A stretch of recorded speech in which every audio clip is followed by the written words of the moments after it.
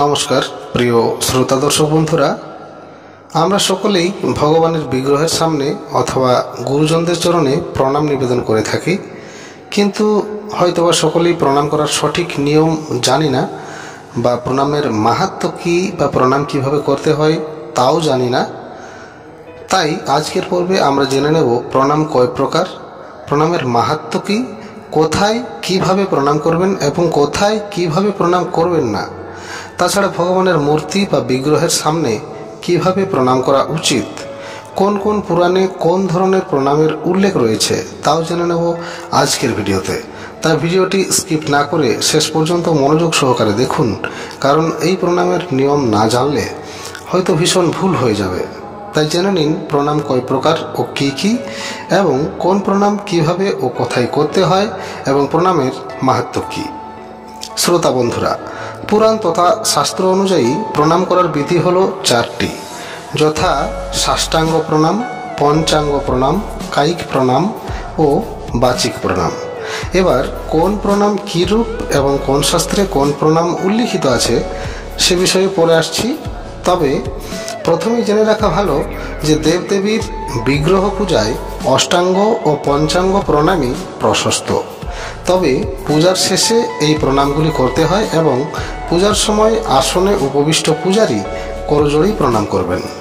তন্ত্রসার গ্রন্থে উল্লিখিত রয়েছে দুইটি পা, দুইটি হাত, জানুদয় অর্থাৎ দুইটি হাঁটু, বক্ষ, মস্তক, চক্ষু, বাক্য ও মন, এই অষ্ট অঙ্গ দ্বারা প্রণাম করাকে বলে অষ্টাঙ্গ প্রণাম। মহাকাল সংহিতায় বলা হয়েছে নাক, মাথা, দুই হাত, বক্ষ, উদর, দুইটি পা, এই সবকটি অঙ্গ যখন পৃথিবী স্পর্শ করে অর্থাৎ পৃথিবীর উপরে লম্বভাবে শুয়ে পড়ে প্রণাম করা হয় তখন তাকে বলা হয় দণ্ডবোধ প্রণাম বা দণ্ড প্রণাম। এই ৮ প্রকার অঙ্গ দ্বারা প্রণতি নিবেদন করাকে বলা হয় সাষ্টাঙ্গ প্রণাম। বৃহৎ তন্ত্রসার গ্রন্থে বলা হয়েছে বাহুদয় অর্থাৎ দুইটি বাহু, জানুদয় অর্থাৎ দুইটি হাঁটু, মস্তক, বাক্য ও চক্ষু, এই পঞ্চাঙ্গ দ্বারা প্রণাম করাকেই পঞ্চাঙ্গ প্রণাম বলা হয়। কালিকা পুরাণে উল্লিখিত রয়েছে কায়িক প্রণামের কথা। এই কায়িক প্রণাম হলো ৩ প্রকার, যথা উত্তম কায়িক প্রণাম, মধ্যম কায়িক প্রণাম ও অধম কায়িক প্রণাম। জানুদয় অর্থাৎ দুইটি হাঁটু এবং মস্তক দ্বারা পৃথিবী স্পর্শ করে যে প্রণাম করা হয় তাকে বলা হয় উত্তম কায়িক প্রণাম। আবার জানু দ্বারা পৃথিবী স্পর্শ না করে কেবল মস্তক দ্বারা পৃথিবী স্পর্শ করে যে প্রণাম করা হয় তা হলো মধ্যম কায়িক প্রণাম। তৃতীয়ত জানু বা মস্তক এই উভয় অঙ্গ দ্বারা পৃথিবী স্পর্শ না করে কেবল দুটি হাত একত্র করে মস্তকে ঠেকিয়ে যে প্রণাম করা হয় তাকে বলা হয় অধম প্রণাম। কালিকা পুরাণ মতে বাচিক প্রণাম কি?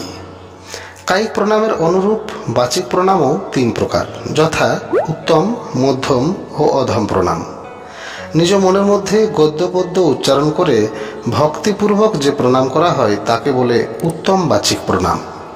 দ্বিতীয়ত পৌরাণিক বা বৈদিক মন্ত্র উচ্চারণ করে যে নমস্কার করা হয় তার নাম মধ্যম বাচিক প্রণাম। তৃতীয়ত কেবলমাত্র ভাষাবাক্য দ্বারা যে নমস্কার করা হয় তাহা বাচিক নমস্কারের মধ্যে অধম বলিয়া জানিবে। অত্যন্ত ভিড়ের মধ্যে থেকে অথবা চলন্ত গাড়ির উপর থেকে কোনো মতে হাত জোর করে মাথায় বৃদ্ধাঙ্গুলি স্পর্শ করে প্রণাম নিবেদন করলেও মন্দিরে এসে অবশ্যই সাষ্টাঙ্গে বা পঞ্চাঙ্গে প্রণাম করাই কর্তব্য। তবে একটি কথা অবশ্যই মনে রাখবেন, পায়ে জুতো পরে দাঁড়িয়ে থেকে ভগবান বিগ্রহের উদ্দেশ্যে একটি আঙুল কপালে ঠেকিয়ে প্রণাম নিবেদনের আধুনিক রীতি কখনোই উপযুক্ত নয়, এটি অবৈধ। আবার শ্রীবিগ্রহের খুব কাছাকাছি অর্থাৎ সম্মুখে বা পিছন ফিরে কখনো প্রণাম করা উচিত নয়। তবে নানান দেবদেবীর প্রণামাদির নানান রকম পদ্ধতি রয়েছে, নানান শাস্ত্রে তার নানান রকম বর্ণনাও পাওয়া যায়। তবে বিভিন্ন প্রণামের মধ্যে দণ্ডবোধ বা সাষ্টাঙ্গ প্রণাম অর্থাৎ কায়িক প্রণামই সর্বশ্রেষ্ঠ। এই প্রণাম দ্বারা দেবদেবী সর্বদা সন্তুষ্ট হন। প্রণামের মাহাত্ম্য বা মহিমা কি? কালিকা পুরাণে উল্লেখিত আছে প্রণাম করার মহিমা কি। প্রথমত দেবতা, মানুষ, গন্ধর্ব, যক্ষ, রক্ষ, রাক্ষস, সর্প এবং সকল মহাত্মাগণ প্রণাম দ্বারাই তুষ্ট হন। দ্বিতীয়ত, মহামতি মনুষ্যগণ প্রণাম দ্বারাই ধর্ম, অর্থ, কাম ও মোক্ষ এই চতুর্বর্গ ফল প্রাপ্ত হন। সর্বত্র সর্বসিদ্ধির জন্য প্রণামই একমাত্র উপায়। তৃতীয়ত, প্রণাম দ্বারা সর্বলোক জয় করা যায়, আয়ু বৃদ্ধি হয় এবং নমস্কার দ্বারাই মনের অশান্তি দূর করা সম্ভব। তো দর্শক বন্ধুরা, এই ছিল প্রণামের মাহাত্ম্য।